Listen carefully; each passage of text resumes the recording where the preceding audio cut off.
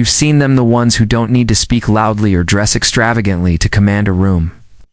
The moment they walk in, the energy subtly shifts. People notice, not because of anything flashy, but because of something deeper, something internal. It's their presence. There's a stillness about them, an ease, a quiet kind of power that pulls people in. And the secret behind that magnetism isn't about adding more to who they are, it's about letting go of what doesn't serve them. They've dropped the need to impress, to chase approval, to control every outcome. They've released their grip on past pain and future worry. They've unburdened themselves from the noise of insecurity, and in doing so, they've created space for authenticity to breathe. That's why their presence feels different. It's clean, unfiltered, real, and in a world so obsessed with appearances, that kind of realness becomes re-rand, therefore irresistible.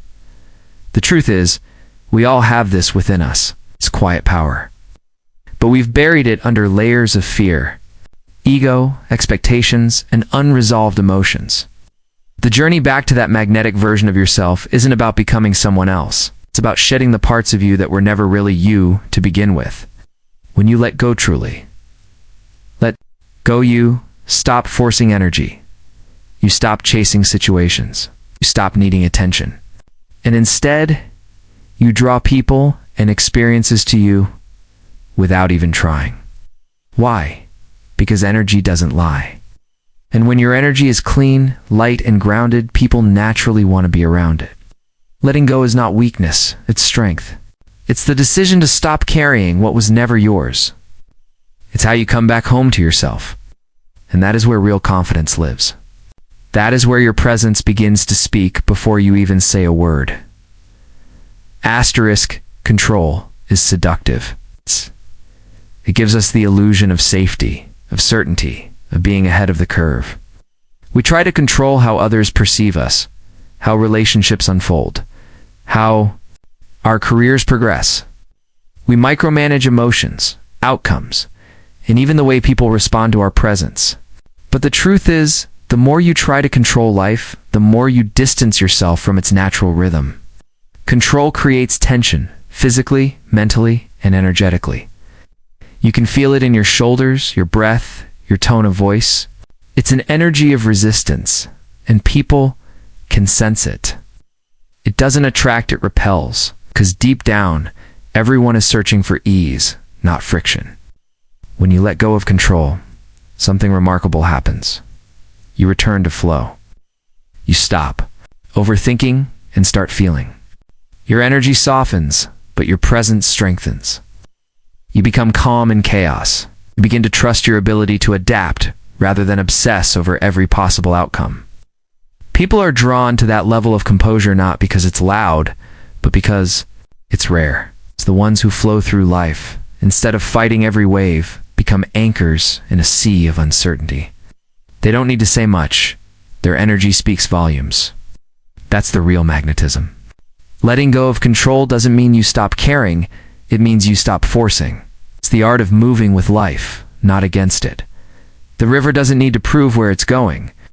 It just flows powerfully, effortlessly. When you let go, you tap into that same quiet strength, begin to align with something bigger than your plans. And in that alignment, your presence expands. You stop chasing life, and life starts gravitating toward you. That's the power of surrender. That's where confidence is born, not in dominance, but in trust. Asterisk validation is a trap most of us fall into without even realizing it. From a young age, we're taught to seek approval through praise, recognition, likes, compliments. It becomes a pattern so deeply embedded in our psyche that we begin to attach our self-worth to how others respond to us. A text left unanswered suddenly means we're not important. A lack of likes on a post feels like a personal failure. We begin to live externally, performing for attention, adapting ourselves to be liked, molding our identity to meet someone else's expectations. But here's the harsh truth. When you rely on validation, you put your emotional well-being in the hands of others. People are inconsistent. Their moods change. Their availability fluctuates. Their attention is scattered. If your worth is tied to their response, you'll always feel unstable. True confidence is quiet. It doesn't ask, "Do you like me?" It says, "I like me." That shift in mindset changes everything. Because the person who is self-validated radiates a different kind of energy. They don't seek, they attract. Their worth isn't on trial. They don't over-explain, over-apologize, or overcompensate. They're rooted in something internal, something unshakable. And that is what makes them magnetic. People can't help but be pulled towards someone who doesn't need them, but chooses to engage with them from a place of wholeness. That's power. That's freedom. Building this kind of self-worth takes daily work. It's in the choices you make when no one is watching.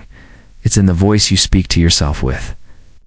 Every time you affirm your value, regardless of what the world says, you reclaim your power. You stop begging for love, attention, or recognition. You become the source. And when you are the source, the world starts to reflect that back to you. Asterisk, we all carry stories from the past, some we've buried. Some we replay over and over again, like background noise in our minds. A failed relationship, a betrayal, a time we felt small or unworthy.